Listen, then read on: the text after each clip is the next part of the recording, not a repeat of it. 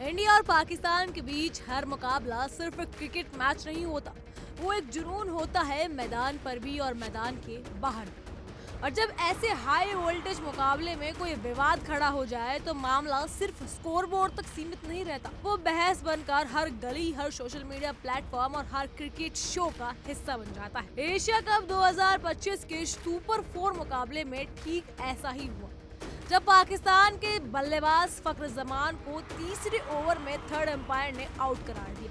और यही से शुरू हुई एक ऐसी कंट्रोवर्सी जो अब थमने का नाम नहीं ले रही है।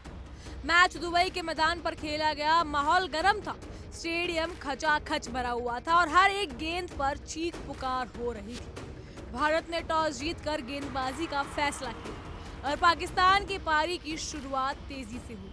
फखर जमान ने आते ही अपने इरादे साफ कर दिए, एक के बाद एक 3 चौके, वो भी जसप्रीत बुमराह और हार्दिक पांड्या जैसे गेंदबाजों के खिलाफ। लेकिन तीसरे ही ओवर में वो एक ऐसी गेंद पर आउट दिए गए जिसने पूरे मैच की दिशा ही बदल दी। हार्दिक की ऑफ स्टंप के बाहर पिच हुई एक लेंथ गेंद, फखर ने कट करने की कोशिश की लेकिन गेंद बल्ले के किनारे से लगती हुई विकेटकीपर संजू सैमसन के हाथ में गई।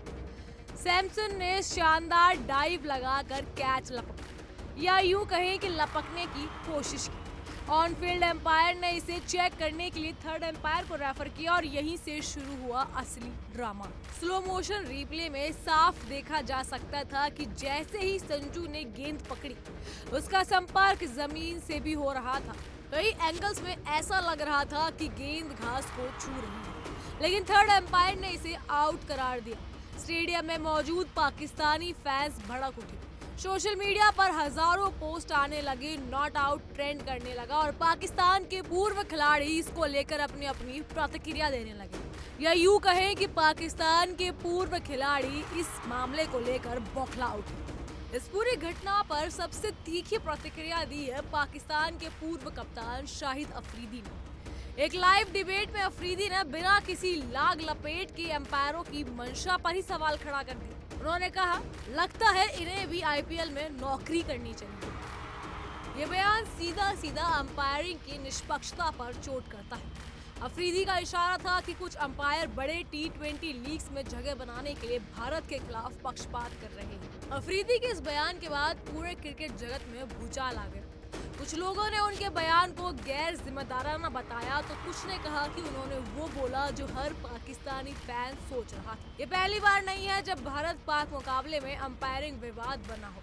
अक्सर पाकिस्तान अपनी हार के बाद बौखला जाता है और उनके पूर्व पाकिस्तानी क्रिकेटर जो है ऐसे ही तिलमिलाए हुए बयान कई बार सोशल मीडिया पर ट्रेंड करवाते हैं। बता दें, इस मामले में सिर्फ अफरीदी ने ही अपनी प्रतिक्रिया नहीं दी, बल्कि पाकिस्तान के पूर्व क्लासिक बल्लेबाज कहे जाने वाले मोहम्मद यूसुफ ने भी इस फैसले पर निराशा जताई है।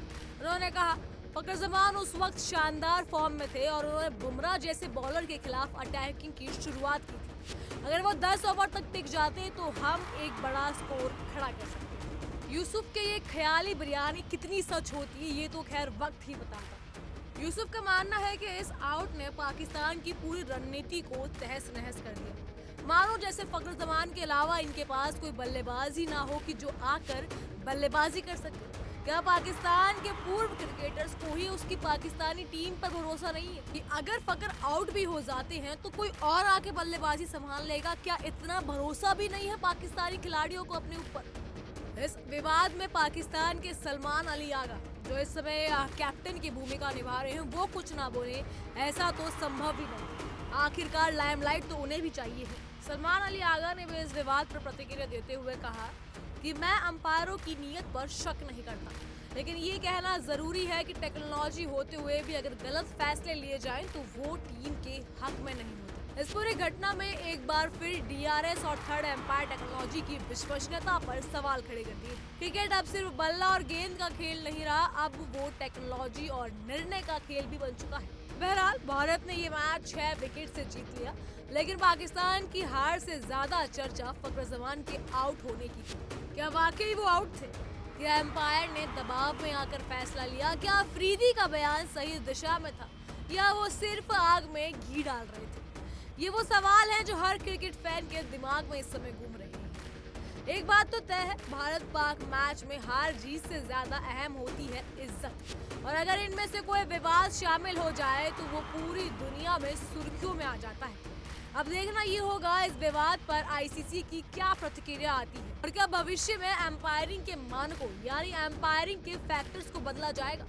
फिलहाल के लिए ये मैच जीत के बावजूद भारत के लिए भी और हार के बावजूद पाकिस्तान के लिए भी सिर्फ एक मुकाबला नहीं था, ये था एक और चैप्टर इस ऐतिहासिक राइवलरी का, जिसे आने वाले वक्त में जरूर याद किया जाएगा, वो भी विवादों के साथ। यार इस पर आपकी क्या राय है, हमें कमेंट सेक्शन में जरूर बताइए।